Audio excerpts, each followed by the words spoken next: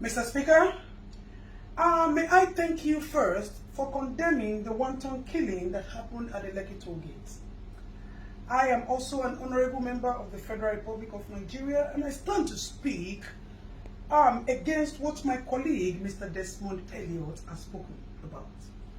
Mr. Speaker, may I let you know and reiterate that my colleague, Mr. Desmond Elliot, was once an actor. So we need to find out whether he thinks he's on the acting field, on the stage or in the theater, rather knowing that he's in the house here.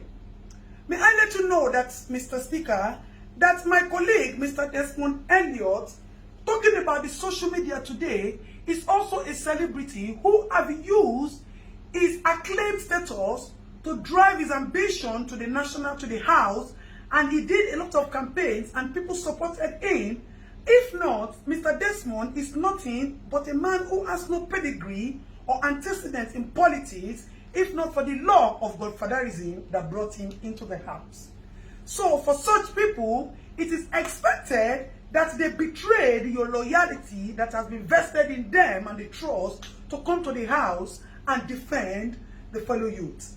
Mr. Speaker, I am also a youth, and I understand the cryings out there.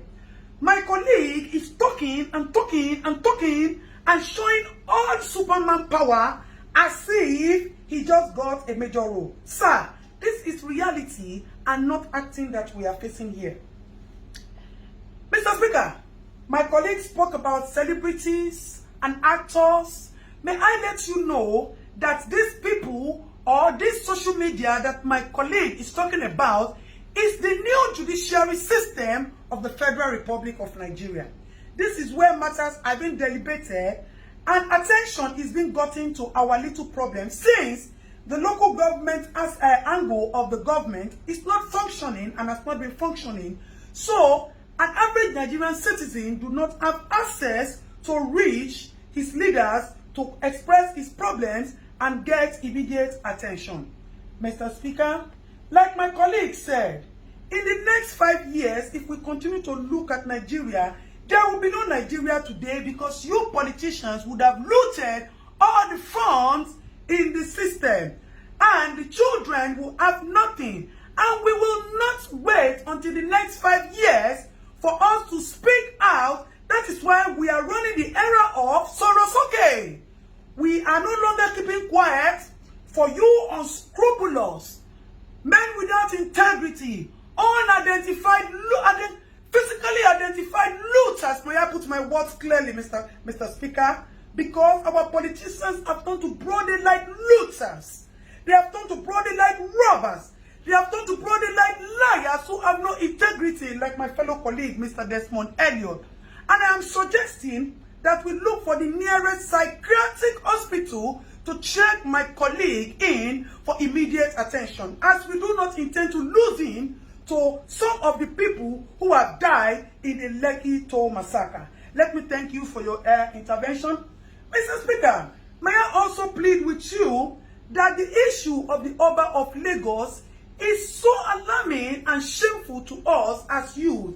Àwọn Yorùbá ní pé tí ọwọ́ ẹni ò bá ti tẹkù ìdàsà, a kì í bèrè ikú tó pa bàbá ẹni. The act of Oba of Lagos has shown that there needs to be proper investigation to his character and person and how he relates with people in his area.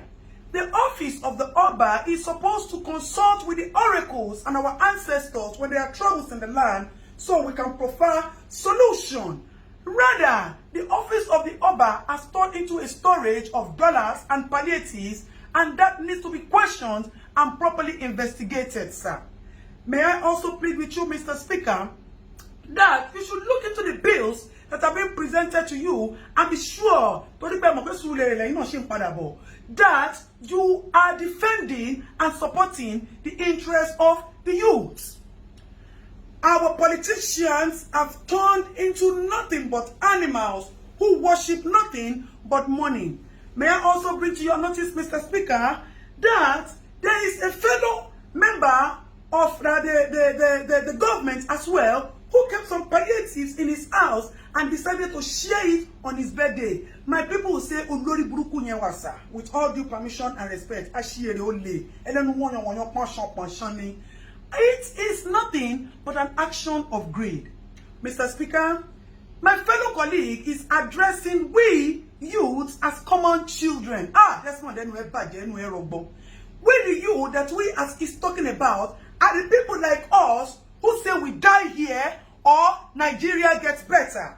Because we want a good Nigeria and a new Nigeria for our children. May I also let you know, Mr. Speaker, that our interrupted process at the Lekki Gate is supposed to be a kitchen garden where we wanted to cook soup for our future generation to eat. We just put the firewood on the fire and the pot. We have not put the pepper, we have not put the beef, the seasoning, and the onions and the oil to taste so that we can build a new Nigeria for our children. And our children will be the ones to eat the soup. We are not greedy, Mr. Speaker. We are just a generation who does not take nonsense. And we are just a generation who want a new Nigeria. Nigeria has been pregnant for years of corruption, of years of inhumanity, of years of insane leaders, of years of lies and deceit, of years of looting and bad governance, bad road, bad hospital, bad police system. And we thought that if we could conduct a cesarean section for this pregnancy, we'll be able to bring out all these and give birth to a new Nigeria. Mr. Speaker, before I go, I would request a 1-minute interaction with my colleague so that he would know that we are all here to protect the interests of the citizens of the Federal Republic of Nigeria. Desmond, you already know correct. If nobody say that they do you for dream, they talk about social media for you. You think say we no go here. You think say some people where they lawyer no go still content or say you go the jambula mouth for house. Be careful, make you not begin to see people like us for your dream. Make you dey very, very careful. Meanwhile, me and you will go see jam for Suleri. Make I face, make I tell you, not the way if you do. But Dabi Amila, Oga, na my baboko. So you know go there, anything will happen to me. You see, say confidence in me, Mr. Speaker, thank you very much, sir, for your little 1-minute time. Mr. Speaker, before I go, I would want to plead with you not to sign, to use your good office, not to sign any bill that is against the interest and the benefit of the public. May I also let you know that we seek justice for the people who have been killed. Mr. Speaker, I know that your office still has some powers to do some things because as it is, our governor too looks like he's not okay. He is mentally disabled because today he will say A, tomorrow he will say B. And as my fellow colleague who is not here today said, Papa, he said they have removed the engine, they put B2 tomorrow, and they put DAF next tomorrow. So the engine of our federal governor is not properly okay and also needs to be checked so that we can know the truth of who ordered the massacre killing, why he ordered the massacre killing in Lekki, as there was no iota of crime recorded in the case of Lekki. Mr. Speaker, with all due loyalty and respect, I would appreciate if quick intervention is quickly given to our governor, Governor Sanwo-Olu, as that man is not okay. And we can advise him that he should step down since he has admitted that he committed the mistake and the blunder. Mr. Speaker, thank you very much for giving me the audience. We appreciate your office and we pray that you distinguish yourself from all of that, even though you also have your own past antecedents, which you have been forgiven because of the love of the little that you have been doing in the recent times to us. You have come to realize that government is for benefiting the people, and if you retire yourself, na Suleri they come. So if you not do well, you go to your eyes see for Suleri afterward. Last. So, Mr. Speaker, may I please appeal with you to help me tell my fellow colleague, Mr. Desmond Elliot, that all those wash hand basins he put in Lekki and he's using it for us to wash our hands due to COVID, he should come and pack it. If that is what he has done, that is making him to be jambula talking, jambula mouth, rough handing his mouth, he should come and take it because as it is, we are suspecting that there is no COVID. The government only used COVID to cash out on us. That is why they have not shared. Mr. Speaker, may I also plead with you that you should use your honorable office to help us bring to justice. I need to ask this question, Mr. Speaker. I put it forward to you, sir. Who is supposed to be prosecuted? The people who kept the palliative without sharing it to the rightful owners, or the people who looted the palliative warehouses and took food that are supposed to be your fundamental human rights, sir. You see, when we say that there's injustice in the land, that is why we will not stop at using the social media to push for all the attention, all the justice that we need to get. Mr. Speaker, thank you for the time out. May I further reiterate that Mr. Desmond Elliot, according to Devido, one of the youth, has said that all the memories, the fake memories of acting that you brought to us, we have forgotten about it and you have been jeopardized with this single act of yours. So if you would tell Mr. Desmond Elliot to please check himself into the nearest psychiatric hospital, it will be very good, sir.